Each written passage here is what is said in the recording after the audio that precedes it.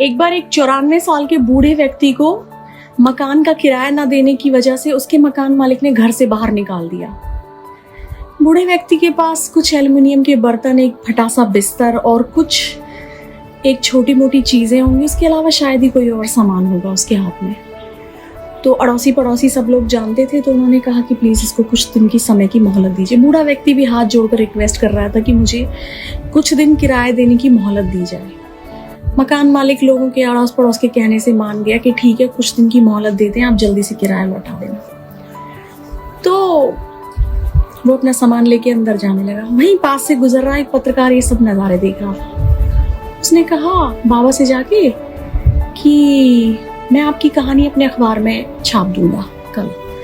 उसने 2-4 फोटो लिए, मकान के भी फोटो लिए, सब जगह के, उनसे पूछा भी कुछ 2-4 चीजें, और वो अपने प्रेस मालिक के पास पहुंच गया। उसने कहा कि ये इस तरह से हैं और इनकी स्टोरी मैं कल अखबार में छापने वाला हूँ। प्रेस मालिक देख करके वो फोटो चौंक गए। उन्होंने पूछा तुम जानते हो ये कौन है? उसने कहा नहीं, मैं नहीं जानता।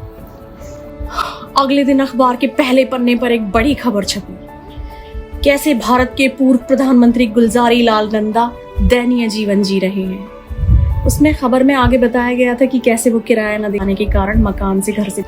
खबर छपने के अगले दिन तत्कालीन प्रधानमंत्री ने कुछ मंत्रियों और अधिकारियों के एक बड़ी सी फौज उनके घर भेज दी उनको लेने के लिए। तब जाकर के मकान मालिक को पता चला कि उनका किराएदार कोई साधारण आदमी नहीं, बल्कि देश के पूर्व प्रधानमंत्री गुलजारी लाल नंदा जी हैं। जैसे ही उन्हें सच पता चला, वो उनके चरणों में झुक गए।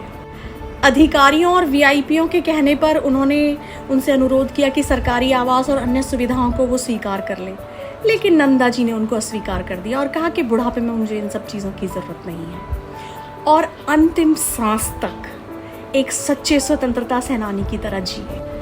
1997 में पूर्व प्रधानमंत्री अटल बिहारी वाजपेयी और HD देवगौड़ा के मिले जुले प्रयासों से उनको भारत रत्न से सम्मानित किया गया। टिप्पणी ये है कि आजकल के फ्रेशर्स भी खूब पैसा कमा लेते हैं, जबकि एक व्यक्ति जो 2 बार देश का भूतपूर्व प्रधानमंत्री रह चुका है, उनके पास अपने रहने के लिए घर तक नहीं है। दरअसल पहले गुलजारी लाल नंदा जी को 500 रुपए का स्वतंत्रता सेनानियों वाला भत्ता मिलता था।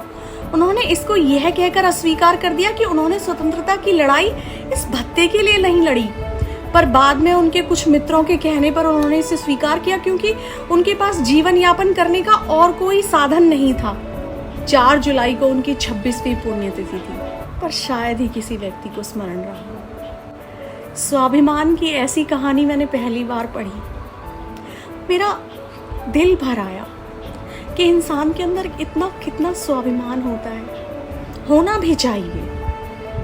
भी चाहिए इस तरह का स्वाभिमान। गर्व महसूस होता है अपने देश में इस तरह के लोगों को देखकर। आजकल के लोगों को देखिए, सिर्फ पैसा कमाने की होड़ में लगे हुए हैं। क्या कर रहे हैं क्या नहीं कर रहे हैं कुछ नहीं पता।